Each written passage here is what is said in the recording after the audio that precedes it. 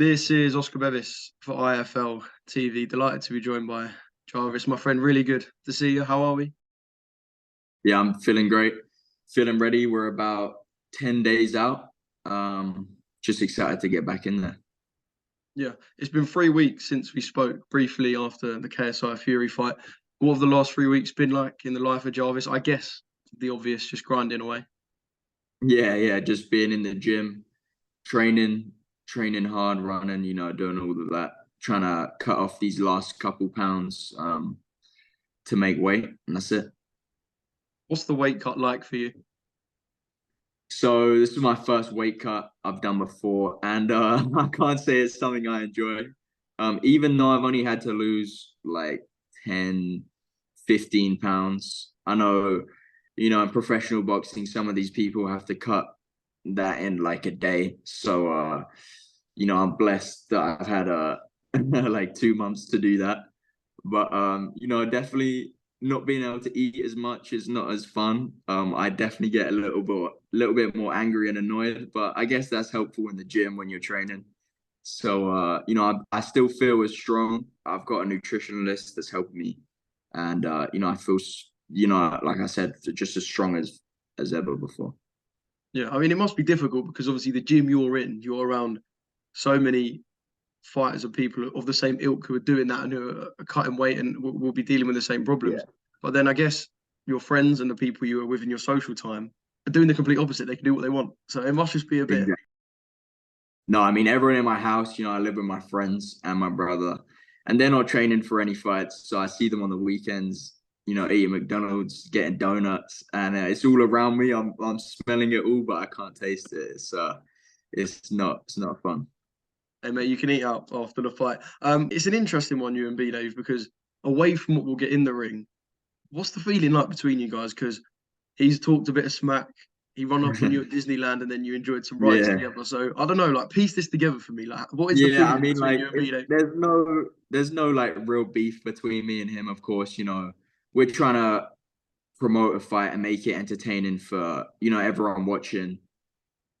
Um, but I don't hate the guy. But of course, for that week or those few days of all the media and press conferences and stuff, I'm gonna have to hate him. And when I get in that ring, I'm not gonna I'm not gonna be nice to him, of course. So we're here just to put on a good fight, entertaining fight. He's kind of like me with his fight style. He likes to come forward, so there's going to be a lot of shots thrown. So I'm looking to KO him. And I talked to my S&C coach. He said by like the third or fourth round. We're I'm putting a looking time for the limit on it, third yeah. round. I think I can do it. We're Yeah, putting yeah. it, I yeah. think third round I can do it. Just keep pressuring him in the first couple rounds, and then that third round, I think it's going to be a hook or maybe a body shot that takes him down. I know he's got a chin. I'm not. He's definitely got a chin, but we're fighting in 10-ounce gloves. His last couple fights have been, the tag team matches, 14-ounce gloves. So that's a big difference. Yeah, I mean, he's been a little bit of a sort of Misfits guinea pig, hasn't he? Done the Survivor tag, the 2 tag team fights with Yeah. Pineda. Well, he hasn't fought solo in 3 or 4 fights. Yeah. I mean, influencer boxing, he's here to entertain. That's what he's about. He's obviously not scared to get in the ring, not with anyone. So I respect that. And, just can't wait. Yeah, what did you make of the tag that he had on the KSI Fury card? So, He was insisting he'd let Pineda do the work, but to his credit, he got in and he got to work yeah, himself. mate. He was throwing a lot of shots. He was landing a lot of shots. I went in when he pulled up on me. I actually told him like I thought that he won the fight. I thought him and Pineda deserved to win that fight. Um, but he's not scared to get hit. He's not scared to throw punches. So it's it's like the exact same as me. The only difference is that I think I'm a better boxer than him, and I'll be able to outbox him on the Yeah, night. yeah. Talking of the KSI Fury show, I have to cover this, Jarvis. I'm sorry because you've been a little bit memed for it. Um, I know. essentially, I so you know. you jump in It's the an ring with embarrassing Slim. moment. It's You embarrassing. jump in the ring with Slim after he beats Salt Pappy. He dismisses you. You were told. I saw you post a couple of days ago. You were told to do this and Yeah. kind of get things moving for you two to have a big fight. Yeah. They kind of wanted to like build a storyline between me and Slim to see if people wanted to see that fight. And of course, I couldn't like run through and like jump on the stage without security grabbing me. So obviously security knew I was coming on stage. I wasn't just doing it out of the blue. I don't think Slim knew what was going on. That's why he was pretty confused. Um, but that was definitely not my finest moment. But stuff happens. You just got to move on, learn from it. And like I said in that clip I posted the other day, I still won that fight 100%. I think if it's not the next fight, I get another fight under my belt on Misfits, and then I go for that belt at 165. But yeah, I think Slim. I spoke to him when the cameras were off, and he said, he thinks I deserve that fight too. So we'll make it happen for sure. Yeah. Well, I was going to say, he came with that kind of earn your shot sort of energy. Like you said, that was on the mic. So I guess things are different. I was Yeah, going to say, did you feel like he was coming with a bit of that because you're coming off the back of the loss to Gib? He's kind of coming with that yeah, earn I'm your sure. shot Yeah, energy.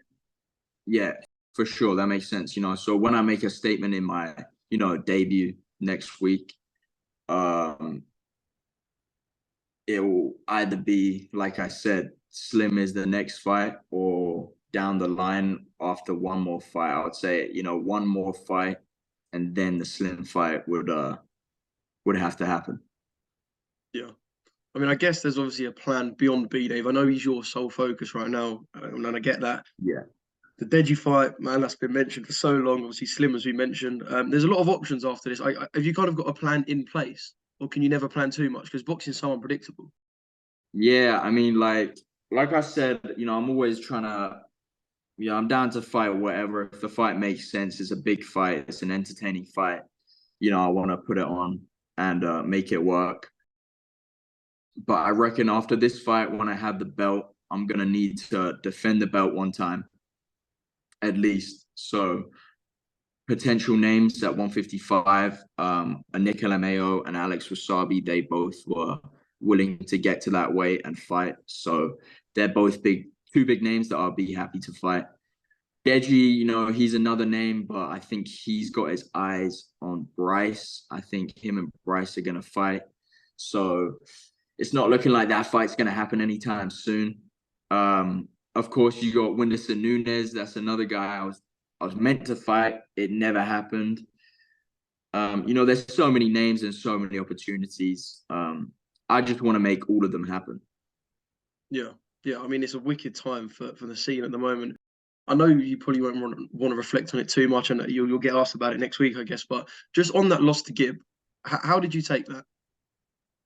So, I learned a lot from that fight.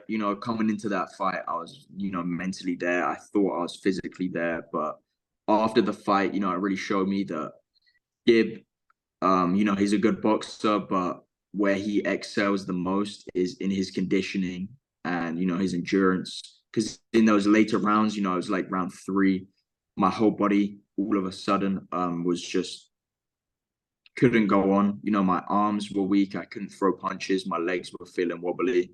And Gib was still there, walking forward, throwing punches. So I learned a lot that this camp, I'm making sure there's no room for error. I've got a strength and conditioning coach now I've been working with, and he's been getting me strong and conditioned. I feel it in my sparring now, going many more rounds than before, throwing many more punches. So, this 5-round fight shouldn't be a problem. Yeah, yeah. But obviously, Kingpin was brilliant. The 2 shows I thought were brilliant. Obviously, they're no more. But in terms of the tournament, kind of both experiences, the win over Tom and the defeat to Gib, I guess, like you said, not just the defeat, but you feel like you're all the better for kind of having that tournament experience. Oh, 100%.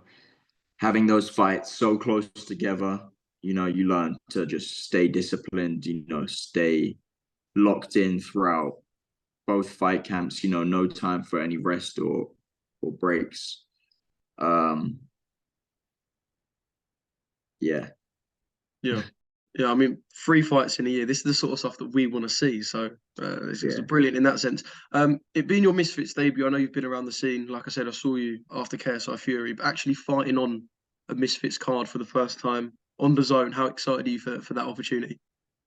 yeah. It's mad, you know.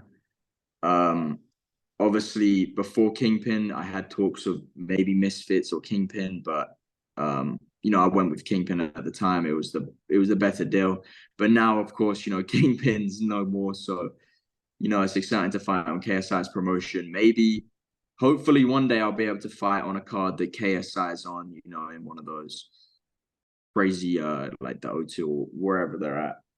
That will be that's definitely on the bucket list. So, you know, it's exciting stuff. You know, Misfits is where it's at right now. They're doing everything right. So I'm happy to be a part of it.